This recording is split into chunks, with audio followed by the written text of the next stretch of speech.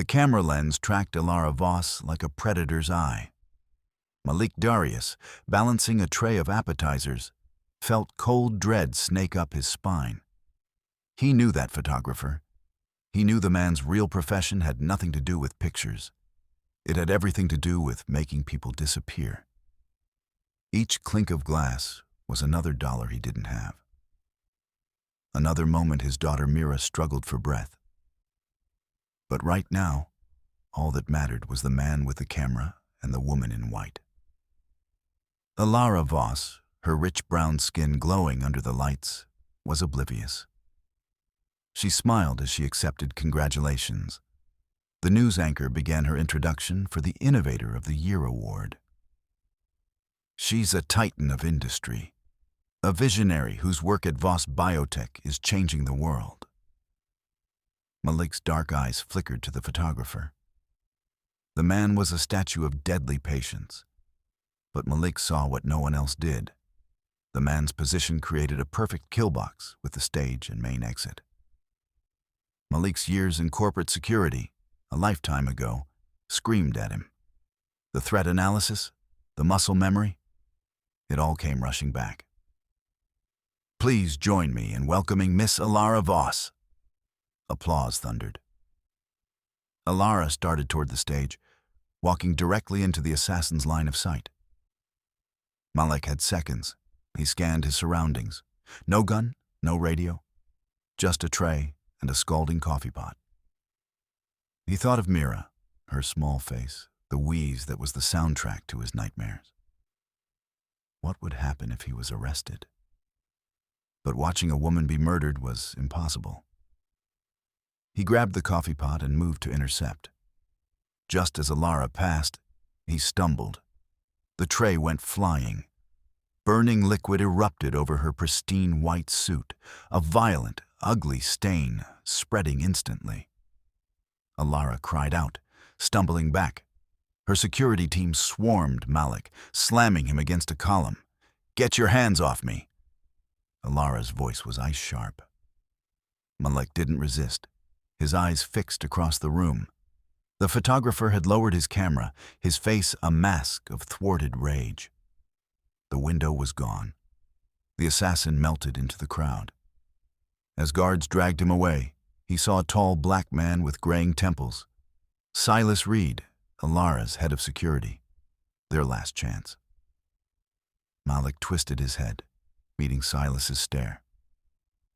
The guard slammed him against the wall. Malik forced his lips to form the word. "Photographer." Silas's expression flickered. It was enough. Elara was whisked into a private lounge. Victor Hale, her second-in-command, swept in, his dark eyes gleaming. "Elara, my God. I've spoken to security. We'll press this to the fullest extent."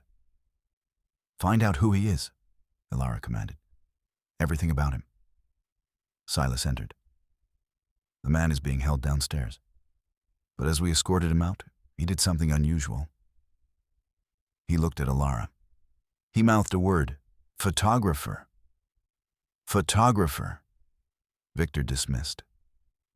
"The man is insane." Elara said nothing, replaying the moment. The waiter's eyes weren't those of a madman. They were terrified, not for himself, but for her. Alone, she stared at her reflection. A waiter doesn't risk a felony over spilled coffee. What if the stain wasn't the attack? What if it was the warning? Downstairs, Malik sat in handcuffs, remaining silent. His only play was silence. He'd thrown his message. His only hope was that Silas would find it. He thought of Mira and closed his eyes, holding onto silence like a shield. Upstairs, Elara opened the door. "Silas, get me everything on that waiter, and the complete press list." Victor appeared. "This is a PR crisis. Focusing on nonsense is wasting time." "It's my time to waste," Elara said dangerously. An hour later, Silas returned with a tablet. The waiter's name is Malik Darius, 40 years old, single father. His daughter has a rare pulmonary condition. He's been working 3 jobs for 5 years. He paused. Before that, he was a senior security specialist, top-level executive protection in high-risk territories. Elara stared. A trained professional. That doesn't mean anything, Victor said quickly. He could have snapped. I've reviewed press credentials, Silas continued. All accounted for except one freelance photographer, Peter Marks. The agency he listed doesn't exist. He left 2 minutes after the incident. Cold dread formed in Elara's stomach. The footage. Silas showed multi-angle views. They watched Malik moving tensely. They saw the photographer raising his camera, not at the stage, but at Elara's path. A marksman's stance. Then Malik lunged. The chaos. The photographer's face registered cold fury. His mission compromised. He disappeared. My God, Elara breathed. He saved my life. Victor went pale. We must be careful. Darius could be involved. Elara's look silenced him. He's a single father working 3 jobs. He sacrificed his freedom to save me. She stood. Silas, call the precinct. All charges dropped. And get a team to his apartment. His daughter, Mira. I want them under our protection. The man who hired that photographer knows the plan failed. Understood, Silas said. This is an overreaction, Victor protested. I was the target of an assassination attempt. Elara cut him off. That man is the only reason I'm breathing. You'll do exactly as I say or explain to the board. Understood? Victor gave a stiff nod. I'm going to that precinct, Elara said. I'm not leaving him in a cage. Malik heard footsteps. The door opened, a lawyer in an expensive suit, followed by Silas. Silas gave a slow nod. Relief washed over Malik. Mr. Darius, the lawyer said, I represent Miss Elara Voss. All charges are being dropped. You're free to go. Outside, a sleek black car idled. Elara sat inside, her brown skin pale in the dim light. Malik slid into the leather seat. You should see a doctor about that burn, he said. Elara waved dismissively. It's fine. She searched his face. They told me who you were, a security specialist. A long time ago, Malik said. You recognized him. I've seen him before. He's a ghost, one of the best. And he was there for you. Who hired him? Elara asked sharply. Malik shook his head. Men like him never reveal clients. The threat is real, and it's not over. Elara's gaze hardened. He knows you stopped him. I won't allow that. You saved my life, Mr. Darius. Now it's my turn to save yours. Panic cut through Malik. My daughter, Mira, she's at home alone. She's not at home, Elara said calmly. She's safe. Silas's team picked her up. A nurse is with her at a secure location. You sent strangers to my daughter? I sent professionals to protect the daughter of the man who saved my life, Elara corrected. I took a risk that you'd prefer her safe with my people than alone and vulnerable. The logic was undeniable. Malik sank back. Where are we going? Somewhere you can't be found. The secure location was a penthouse overlooking New Chicago's glittering lights. When they entered, Malik saw Mira on a cream sofa watching cartoons, a kind-faced black woman in scrubs nearby. Daddy? Mira ran to him. Malik swept her up, holding tight. Hey, Pumpkin. Sorry I'm late. It's okay. The nice lady said we were having an adventure. She looked at Elara. Is she the queen of the castle? Malik managed a weak smile. Something like that. After the nurse left, Elara said, We need to talk. Malik guided Mira to the sofa, then walked to the windows beside Elara. You're not safe. Neither of you. Not until we find who hired that man. I know, Malik said grimly. My resources are now yours. Security, financial support, medical care for your daughter. She met his gaze. But I'm offering you a job. I need your expertise to help Silas find who tried to kill me. The police will be slow. The threat is inside my world, maybe inside my company. I need someone who knows how to navigate shadows. He looked at Mira, then back at Elara's determined expression. All right, Miss Voss, Malik said steadily. Tell me everything. Who are your enemies? Elara pulled out a tablet. Corporate rivals, activist groups, disgruntled employees. Who knew tonight's specifics? The timing, security, that you'd be on stage at that exact moment? Elara pulled up a document. The detailed schedule was only circulated to my senior executive team. She showed him a hierarchy chart. At the top was her name. Below it, Victor Hale. The person who benefits most from my death is Victor. As COO, he'd become interim CEO. The board likes him. Tell me about his reaction tonight. Concerned. Insistent we press charges. He tried to stop me from investigating your message. He tried to control information, Malik stated. He wanted you to follow the simple path. Victor's been with the company 10 years. It's hard to believe. It's about motive and opportunity. He had both. We need to look underneath. Financials, communications, meetings. Silas entered. We're monitoring Mr. Darius's apartment. He turned to Malik. I owe you thanks. What have you found? We've started background checks, priority on Victor Hale. Nothing overt, but one thing. He's been selling company stock for 6 months. He's liquidated nearly $2 million. Malik and Elara exchanged a look. Why? Elara whispered. Our stock is about to soar. Unless he needed cash for an off-the-books expense, Malik said. A down payment. Or unless he knew something was coming that would tank the stock, like the CEO being assassinated. We can't move on this alone, Silas warned. It's circumstantial. So we don't move against him, Malik said. We let him think he's safe. He failed tonight. He's going to try again. And this time, we'll be waiting. He glanced at Mira. This isn't just about protecting you. Silas, Malik said with quiet command. Tomorrow, I need access to all of Hale's communications.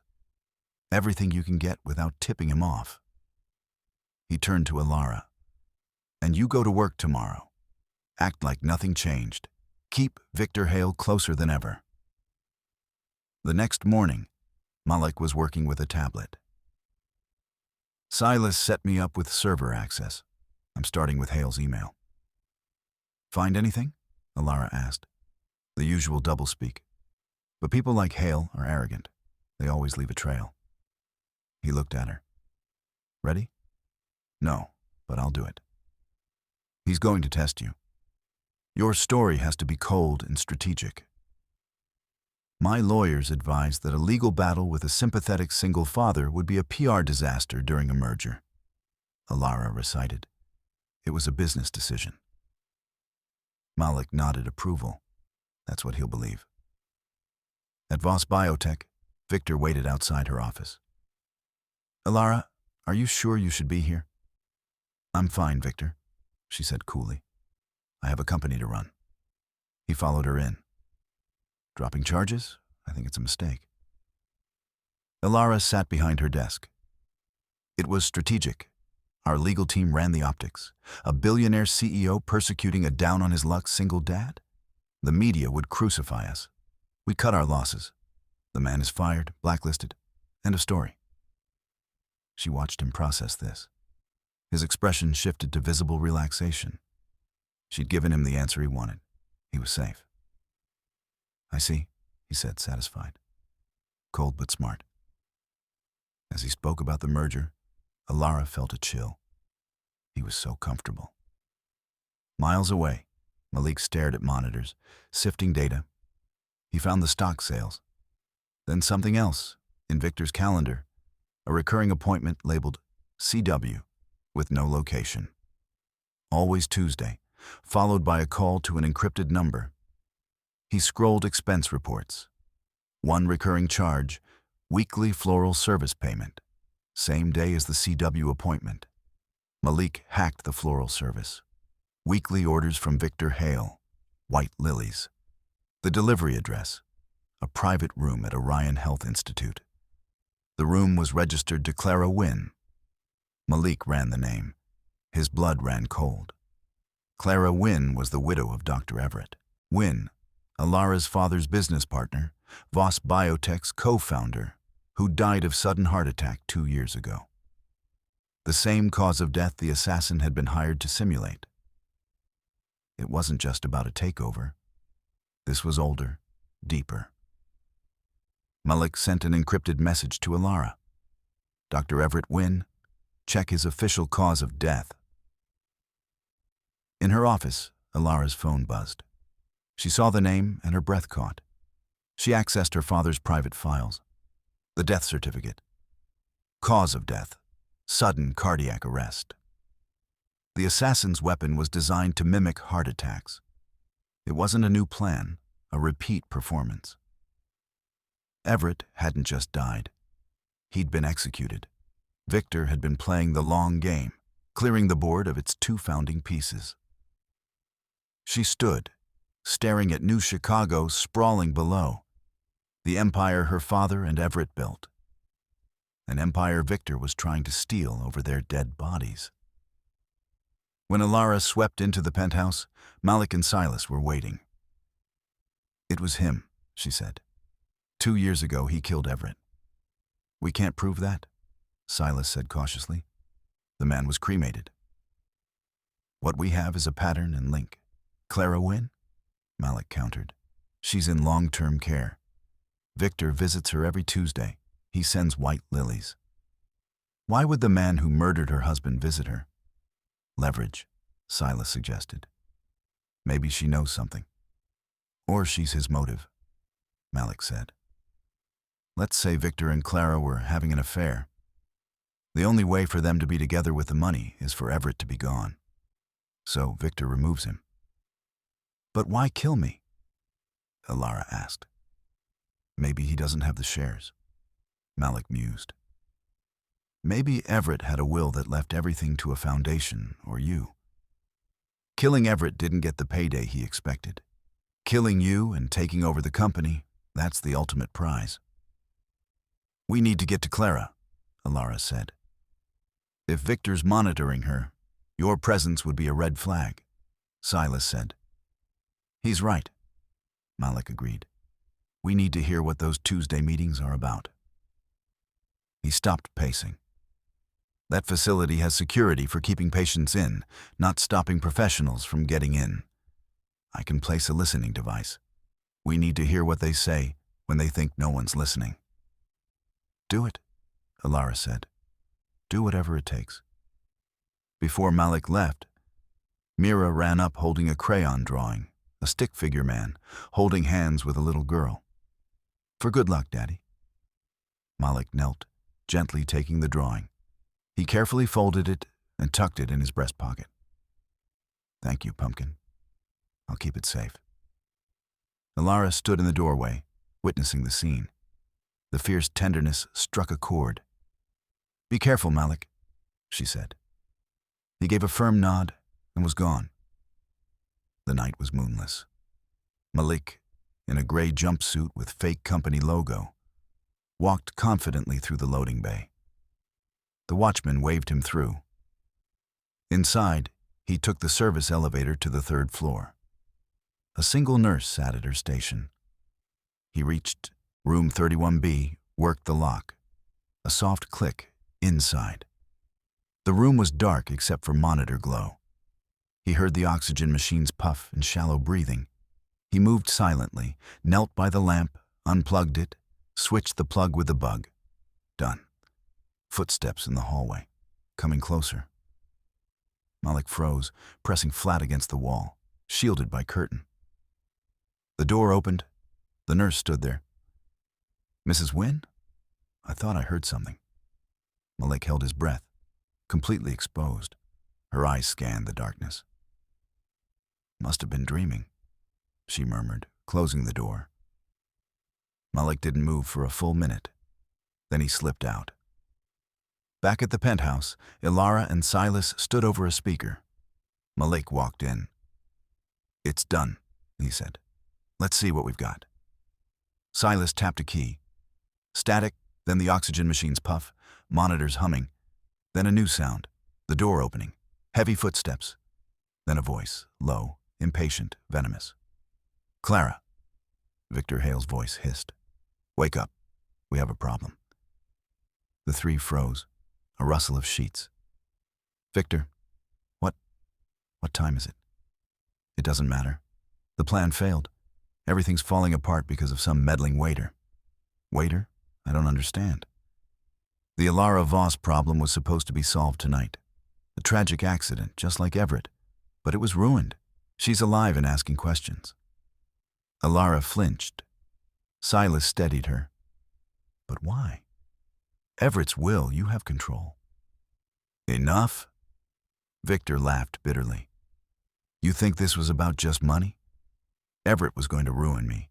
He found out about offshore accounts. He was going to expose me, have me arrested. He had a new will drawn up." "A new will?" Clara whispered. "Yes. One that left every penny to some environmental charity. Cut you out, cut me out, left us with nothing.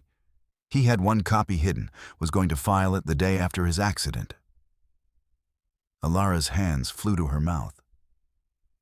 "He told me he'd destroy me," Victor hissed. "So I destroyed him first. With you as my grieving widow, signing everything, I've been bleeding his estate for 2 years. But Elara's audit would have found it. She's too smart. She had to go. With me as CEO and in control of Everett's fortune through you, no one could touch me." "You're a monster," Clara breathed. "Don't take the moral high ground. You think these flowers are affection? They're a reminder. I keep you alive." A click, a beep. "This machine gives you the precise dosage you need to counteract the rare blood disorder that appeared after your husband died. The one that keeps you weak and confused. The one that will kill you painfully in less than a week if I stop treatment. So you'll do exactly as I say." Elara felt sick. This wasn't just murder. It was torture. "What do you want?" Clara's voice was broken. "I have to accelerate the timeline. The merger vote is in 2 days. Before that, there's going to be a fire at the main laboratory. Elara will be caught inside working late. A terrible accident. He's going to burn the building with her in it," Silas said grimly. "The beauty is the investigation will point to corporate sabotage," Victor continued. "I've laid a false trail to our biggest competitor. By the time anyone unravels it, I'll be too entrenched." Footsteps. The door closed. Silas shut off the speaker. Elara turned to Malik, her eyes filled with cold fury. "We're not waiting. We're going to destroy him." Malik met her gaze. "The merger meeting is his deadline. We'll use it against him. We'll turn his finish line into a trap and make sure he runs right into it. Live in front of his world." The 48 hours before the vote were a masterclass in deception. Elara kept Victor in tight orbit, making him feel indispensable while positioning pieces for checkmate. Behind the scenes, while Victor was in meetings, Silas dispatched a medical team to Orion. They transferred sedated Clara to a secure private hospital wing. By Victor's next visit, his hostage was gone. Malik became Elara's shadow, officially appointed security consultant. He and Silas worked from a hidden room, watching Victor's every move. They saw him trying to contact the assassin. They saw him researching chemical accelerants. He was getting desperate. The morning of the merger, Elara stood in a Navy power suit. Malik handed her a tiny earpiece.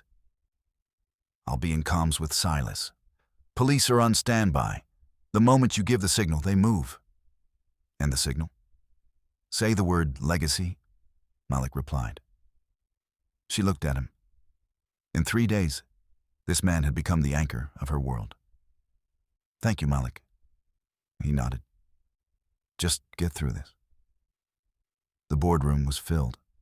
Board members, investors, and partners sat around the massive table. At the head sat Elara. To her right, Victor Hale, looking confident.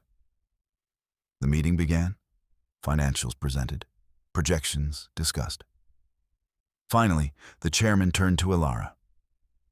Miss Voss, before we vote, would you care to say a few words? Elara rose. A hush fell. She looked around, her gaze settling on Victor. Thank you, Mr. Chairman, she began calmly. Today, we're solidifying a future built on foundations laid by my father and his partner, Dr. Everett Wynne. Victor smiled. They were men of vision, Elara continued. They believed in innovation, integrity. They believed in creating a worthy legacy. The signal. In the basement, Malik spoke. Go. Elara continued. But a legacy is fragile. It can be poisoned from within, corrupted by greed and ambition. Victor's smile faltered. For 2 years, Elara said, voice dropping to ice. We believed Dr. Everett Wynne's death was a tragedy. We now know it was a betrayal. Shocked murmurs. Victor's face went white. And just nights ago, that same betrayal was meant for me. Behind her, the screen flickered. Not to a chart, but to a photograph of Clara Wynne, frail in her hospital bed. Victor shot to his feet. What is this? Elara, this is inappropriate. Sit down, Victor, Elara commanded. He sank back. Then the audio began. Victor's voice filled the stunned boardroom. The Elara Voss problem was supposed to be solved. A tragic accident, just like Everett. Gasps. Victor looked like stone. The recording continued. Confession to Everett's murder, poisoning Clara, the plan to burn Elara alive. As his voice detailed the lab fire, the doors opened.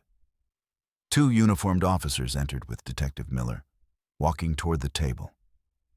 By the time anyone unravels the truth, I'll be too entrenched, too powerful. It won't matter. Miller placed a hand on Victor's shoulder. I think you'll find that it does. Victor Hale, you're under arrest for the murder of Dr. Everett Wynne and conspiracy to murder Elara Voss. Victor didn't resist. A hollow shell. As they led him away in handcuffs, his eyes met Elara's. In them, she saw nothing but pathetic ruin. Weeks later, New Chicago settled into autumn. The scandal had been immense, but Voss Biotek weathered the storm. The merger was complete. Victor's trial was set. Elara stood on the penthouse balcony watching sunset. Malik stepped out holding wine glasses. He was now permanent head of corporate security. Mira's asleep, he said.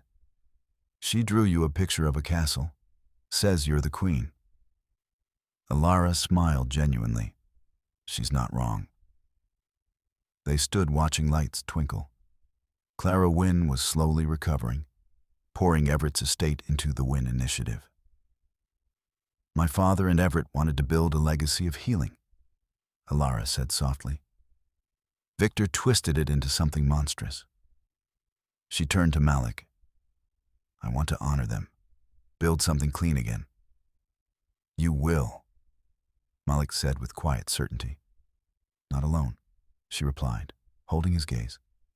This company, my life, it needs a protector. Someone who knows what's real. Malik looked at the city, then back at her. The memory of spilled coffee felt like a lifetime ago. It had been the end of his old life. But standing here beside this incredible woman, his daughter sleeping safely inside, he realized it hadn't been an ending at all. It was the beginning of a new legacy. theirs. 6 months later, crisp autumn air filled with laughter. Malik Darius, her brown cheeks rosy, ran across fallen leaves, chasing a red ball. There was no wheeze, no blue tinge. The oxygen tank was gone, replaced by miraculous freedom of deep, easy breath. Malik watched from a park bench, hot chocolate beside him. Peace had taken root. The constant fear had finally gone silent. He was just her dad watching her play. The car door closed. Elara sat beside him in a cashmere sweater and jeans, a world from power suits. She looked at Mira, a warm smile gracing her lips. "Look at her," Elara said with quiet wonder. "The clinical trial reports are one thing. Seeing her like this is another." "It's your work that did it," Malik said.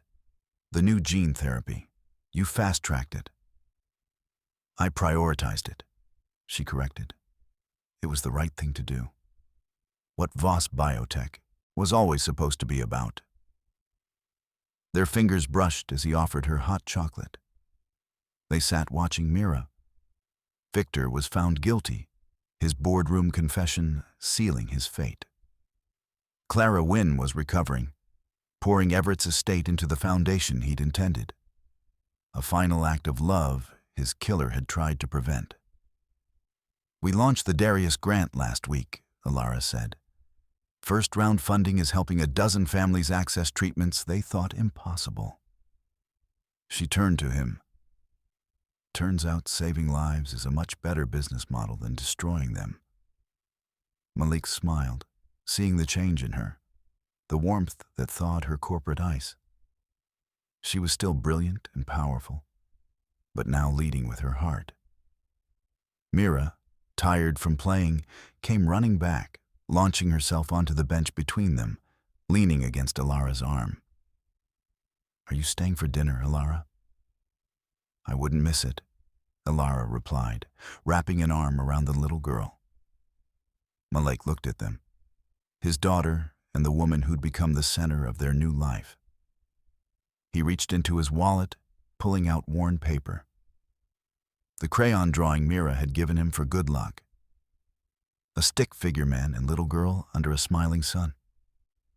"I kept this with me," he said quietly. "It was my armor." Elara smiled. "I have one too." She showed her phone, a photo of a crayon drawing framed on her office desk, a castle with a queen in a blue dress. Mira looked from the drawing to the photo, a slow, happy grin spreading. She slid off the bench, taking Malik's hand with one of hers and Elara's with the other, pulling them to their feet. The three stood there in fading autumn light. A man who'd been a ghost, a woman who'd been a target, and a little girl who was the heart of them both. They weren't a story of rescue or scandal. They were the story of a family forged in chaos, built on sacrifice, and just beginning their legacy. And as they walked out together, leaving shadows behind, they looked exactly like the picture. A perfect hand-drawn circle of three, finally home